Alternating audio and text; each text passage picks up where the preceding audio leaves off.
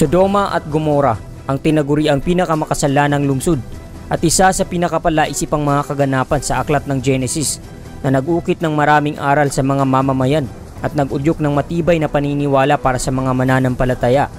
Ngunit nag-iwan naman ng maraming katanungan at gulo sa isip ng iilan. Gaano katotoo ang kwento sa paglipol ng sinasabing The Sin City? Totoo ba ang Sodoma at Gomora? Mayroon pang mga pruweba upang magsasabi na ito ay tunay. Ano ang totoong dahilan bakit ibinagsak ng Diyos ang kanyang galit sa mga tao doon? Ilan lamang yan sa mga katanungang susubukan nating sagutin. Dito lamang sa Karunungan PH.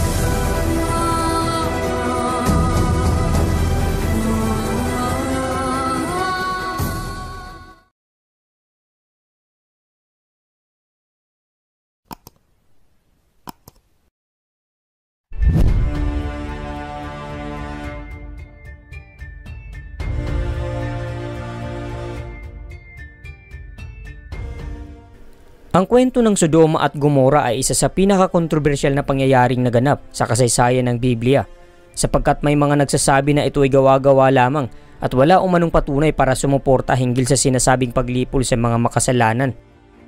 Ganun pa man, marami pa rin ang naniniwala sa salaysay ng Biblia dahil hindi raw sukatan ng matibay na ebidensya upang sabihing hindi na totoo ang mga nakasulat dito. Ang paglipol sa Sodoma at Gomora ay kaakibat sa kwento ng nangyaring baha sa panahon ni Noah. Ang kwento ay nabanggit din sa Quran, ang banal na kasulatan ng mga Islam, partikular sa kabanata ng Had. Bagaman mayroong kaunting pagkakaiba sa kwento, subalit ang mensahe ng Sodoma at Gomora sa kanilang aklat ay naglalayong magbigay aral tungkol sa kahalagahan ng pagsunod sa mga utos ng Diyos at ang parusa na maaaring dumating para sa mga taong lumalabag sa kanyang kalooban. Gayon din ito ay nagpapakita ng pagpapahalaga sa mga propeta at kanilang paglilingkod sa pamamagitan ng pagtuturo ng tama at pag-akay sa mga tao sa halaga ng kabutihan at kabaitan.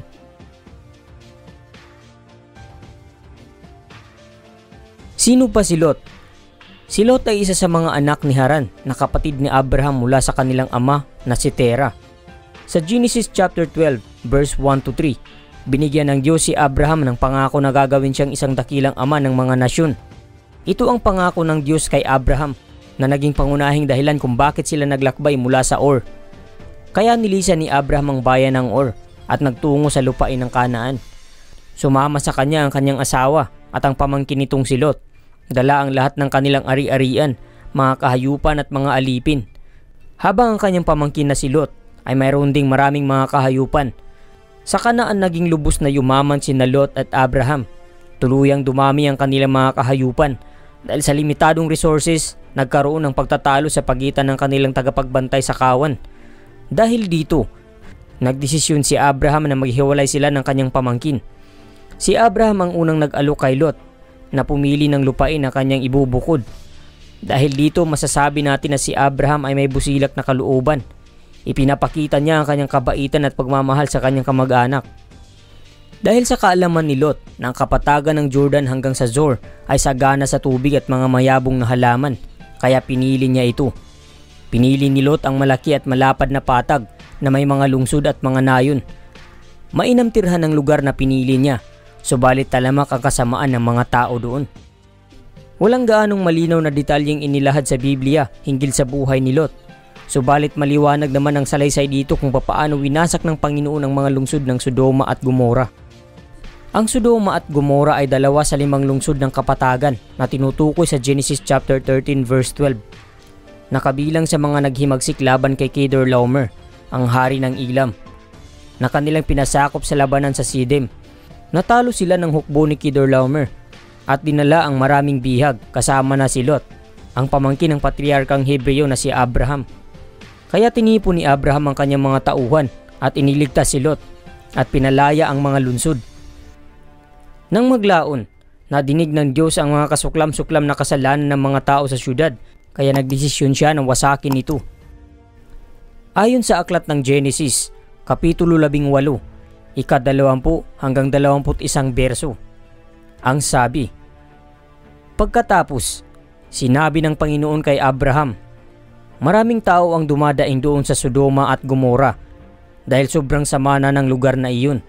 Kaya pupunta ako roon para malaman ko kung totoo o hindi ang mga daing ng mga tao roon. Datapot nakiusap si Abraham sa Diyos at nagtanong, lilipulin niyo po ba ang mga matuwid kasama ng mga makasalanan? Kung mayroon pong 50 matuwid sa lungsod na iyon, lilipulin niyo pa rin po ba ang buong lungsod? Hindi niyo po ba kahahabagan ng lungsod dahil sa 50 taong matuwid? At sumagot ang Diyos na hindi niya ito lilipulin alang-alang sa 50 mabubuti sa lungsod na iyon. Ngunit kahit 10 mabuti ay walang nakita ang Panginoon sa lungsod na iyon, maliban sa pamangkin ni Abraham na si Lot at ang pamilya nito.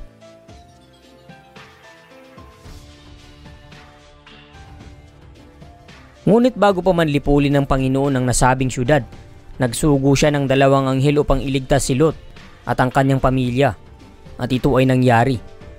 Isang gabi noon habang si Lot ay nakaupo sa may pintuan ng lungsod, dumating ang 2 anghel sa Sodoma.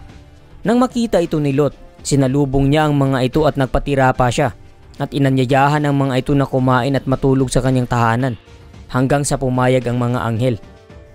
Nang matutulog na sana sila, ay agad na pinaligiran ng mga lalaking taga Sodoma ang kanyang bahay. Lahat ng kalalakihan sa lungsod, bata at matanda ay naroon. Pasigaw nilang tinanong si Lot, nasaan ang mga panauhin mong lalaki? Ilabas mo't makikipagtalik kami sa kanila. Ang ginawang ito ng mga taga Sodoma ay isang karumaldumal na kasalanan sa mata ng Diyos. Kaya walang duda na isa ito sa mga dahilan ng pagkapuot ng Panginoon. Ganun pa man, hindi rin lubusang mapagtatanto na ang pagiging homosekswal lamang ang tanging nakikita ng Diyos. Dahil ayon sa libro ng Ezekiel, Kabanata 16, ika-49 hanggang 50 berso, ang sabi, tingnan mo ang mga kasalanan ng Sodoma. Siya at ang kanyang mga anak ay may pagmamalaking kayamanan at kasaganaan sa buhay. Ngunit hindi sila marunong tumulong sa mga nangangailangan. Naging palalo sila. Bukod doon, gumawa sila ng kasuklam-suklam na mga bagay. Nang makita ko ito, pinarusahan ko sila, gaya ng iyong nalalaman. Ayon naman sa libro ng Jeremias, Kapitulo 23, ika-14 na berso, ang sabi, sa mga propeta ng Jerusalem naman, ay nakita ko ang kakilakilabot na bagay.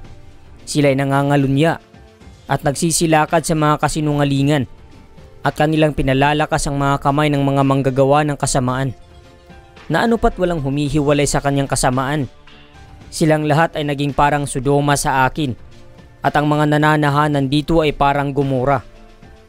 Mapagtatanto na maliban sa pagiging homosekswal, ang ibang paglabag tulad ng hindi magandang pag-uugali sa mga bisita, panggagahasa, pagpatay, pagnanakaw, pangangalunya, pang-aabuso sa kapangyarihan, o mapagmataas at mapanuksong pag-uugali. Ang lahat ng ito ay ang siyang ikinagalit ng Panginoon at ang mga naging pangunahing dahilan ng pagkawasak ng Sodoma at Gomora.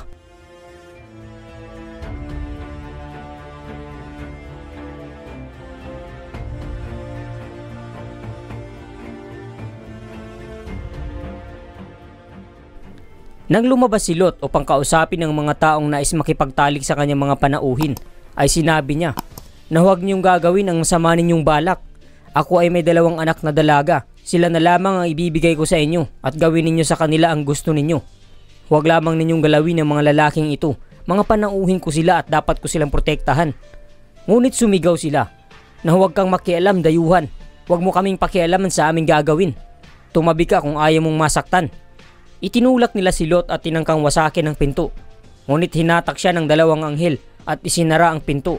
Binulag nila ang mga tao sa labas upang hindi na nila makita pa ang pintuan. Sa pangyayaring ito, marami ang mga nagtatanong kung bakit ginawa ito ni Lot. Bakit ibinigay niya ang kanyang mga anak para sipingan ng mga taga roon? Alam naman natin na hindi mabuti ang kanyang ginawa sa mata ng Diyos. Ganun pa man, walang malinaw na pahayag mula sa Biblia na ang ginawa ni Lot ay kinapupuutan o kinasisiyahan ng Diyos. Ano't ano pa man ay wala tayong karapatang questionin ang kaalaman ng isang makapangyarihang lumikha sa lahat ng may buhay at siyang humubog sa sanlibutan. Pinagmadali ng 2 anghel sina Lot na makaalis sa lungsod. Sinabi sa kanila na tumakbo kayo ng mabilis at huwag lilingon. Nang makaalis na sina Lot at nakarating sa isang maliit na bayan sa Zoar, ay agad na pinaulanan ng Diyos ang lungsod ng Sodoma at Gomora ng mga umaapoy na asupre. Natupok ng apoy ang lahat ng gusali, nalipo lang lahat ng tao, maging ang mga halaman. Subalit hindi nakaligtas ang asawa ni Lot dahil sa paglabag nito sa utos ng Diyos. Dahil sa pagmamahal sa ari-arian, lumingon ang asawa ni Lot, kaya ito ay naging haliging asin.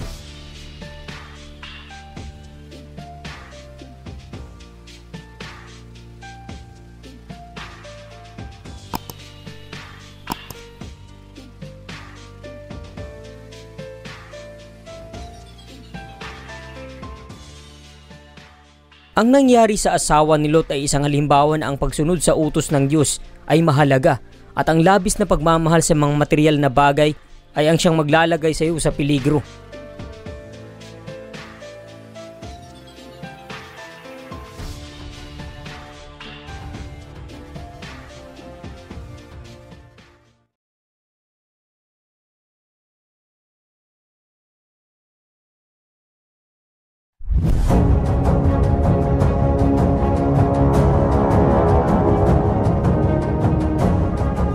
Sa pagpasok ng makabagong panahon, ang kwento ay nagdulot ng debate sa mga dalubhasa dahil sa mga ebidensyang kanilang nakalap.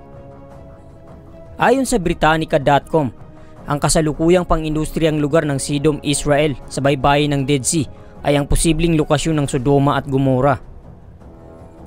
Ayon din sa Smithsonian Magazine, ang pagkawasak ng Tol El Hammam, isang sinaunang lungsod na umiiral noong panahon ng Bronze Age sa Jordan Valley, dahil sa pagbagsak ng isang malaking kometa, ay marahil ang tumpak na lokasyon sa biblikal na kwento ng Sodoma at Gomora.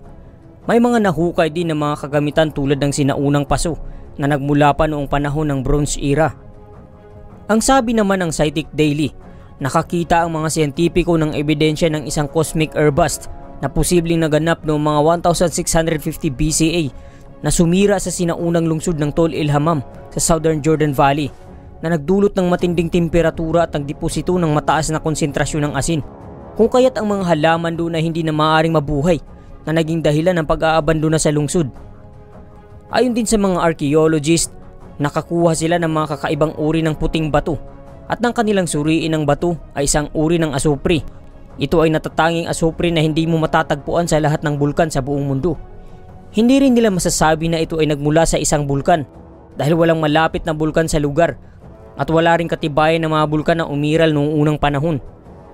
Kaya mapagtatanto na ang lugar ay posibleng inulan nga ng umaapoy na asupre ilang libong taon na ang nakalilipas.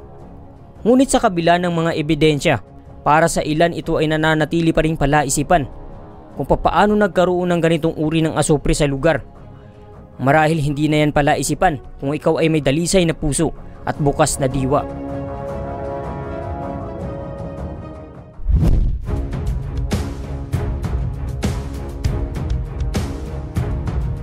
Gayunpaman, ayon sa mga teorya na nagsasabi na ang haliging matatagpuan sa Bab Edra malapit sa Dead Sea ay ang asawa ni Lot na naging haliging asin batay sa sinasabi ng Biblia. Ang haligi ay bahagyang kahawig ng isang figura na nakasandal at nakasuot ng damit. Subalit walang scientific evidence na magpapatunay na ito nga ang asawa ni Lot. Ayon sa isang geologist na si Amos Pramfkin, marahil ang sinasabing haligi ay nabuo lamang dahil sa pagbagsak ng isang kuweba dulot ng isang malakas na lindol na naganap mga 4,000 taon na ang nakararaan. Para sa mga relihiyoso, ang mga ebidensyang nakalap ay hindi kaduda-duda at mapagtatanto na katotohanan ng mga salaysay ng Biblia.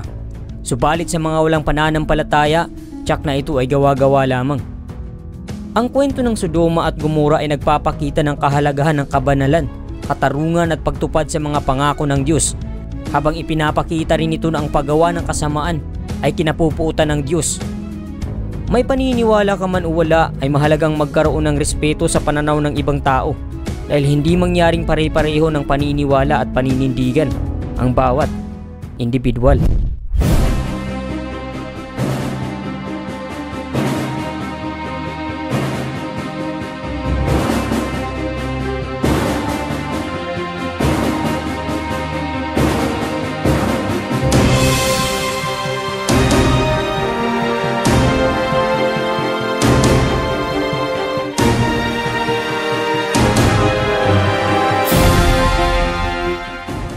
Kung nagustuhan mo ang video na ito ay huwag mo namang kalimutang mag-iwan ng like at subscribe at i-share mo na rin upang mas marami pa ang makakapanood. Tandaan na laging lamang ang taong puno ng karunungan. Hanggang sa muli at maraming salamat sa pagsubaybay.